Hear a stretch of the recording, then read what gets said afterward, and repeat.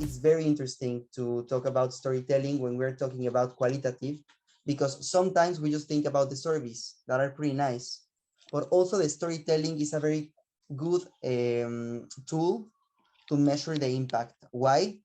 Because we can find keywords in the stories of the volunteers or keywords in the stories of the partners that can help us to measure a real impact. So we can have the qualitative strategy through surveys, through storytelling, and through focus groups. Which kind of questions can help us to improve better practices, accept mistakes, and evaluate the real of our impact? Sometimes what happens is that we prepare surveys about what was the best experience or what you preferred, but we are afraid of asking about the mistakes or about what can we do better, because we think that we're opening a door to people to complain. But I will tell you that it's important to do that, because we can recognize also mistakes to make it better, but also because we can see if that keyword or that phrase or that situation was repeated many times. So we're talking about patterns. Through a survey, we can measure an impact, not just for one or two comments. Those are important. I'm not saying that they're not. But if it's a constant or it's repeated, we need to pay more attention about that.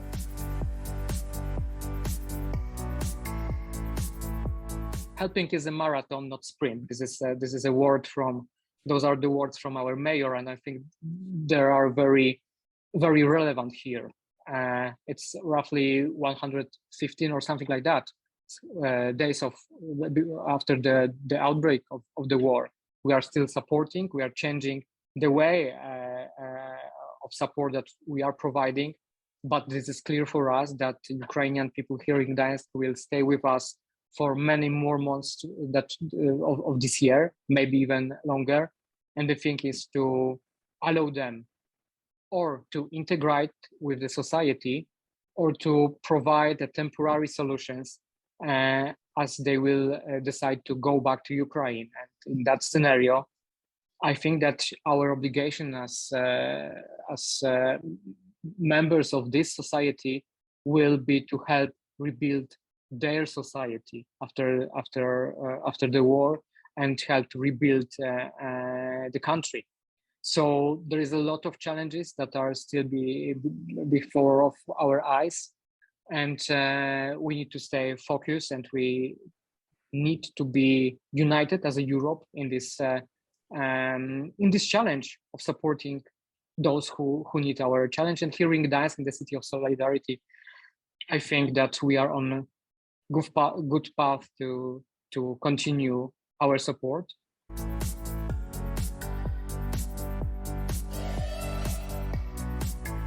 We have the second strategic direction of strengthening European volunteering. Under this strategic direction, we will launch very soon a very complex process called New Waves of Volunteering. And for sure, events when mentors could apply will come up. We will have a launching event very, very soon, and the conference next year. So resources and events are being produced for mentors under this direction as well. We have the third direction, which is embedding solidarity. And here we want to make sure that, as I mentioned before, solidarity is a transversal value in all programs. And under this concept, we just published a manual for facilitators of learning, which includes methods to use with young people in approaching values, learning, mobility-based, value-based mobilities. And the ticket is available. If you are working with mentors, it's a really good tool that they can also use because there are methods there that they could use very simple with their mentees. Regarding the support of the implementation, our fourth strategic direction here, we have a lot of activities that are dealing with the national agencies. And our strong message regarding our work with the national agency is that they should also support mentors.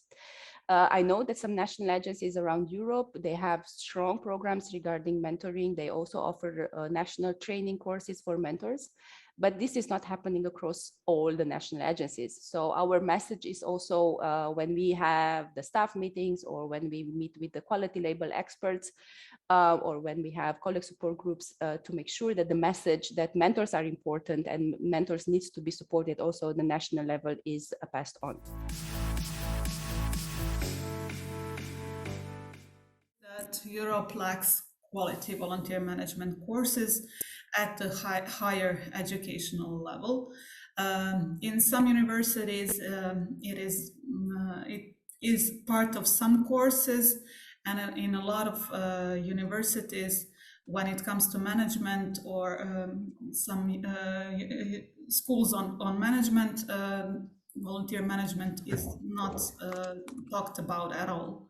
So, and there are big gaps and needs in terms of recognition of volunteer managers as a profession and in general, and there is an existing need to properly train and accredit volunteer managers with qualifications based on European standards and European values. And the common action is needed to gather relevant experiences, expertise, and skills to collaborate to produce some kind of higher educational learning opportunities or modules and associated learning resources.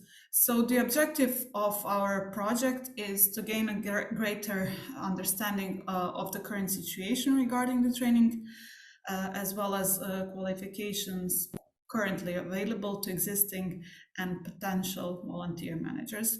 For example, in Croatia, it is only volunteer management courses are only part of non-formal learning, and it's not available in universities.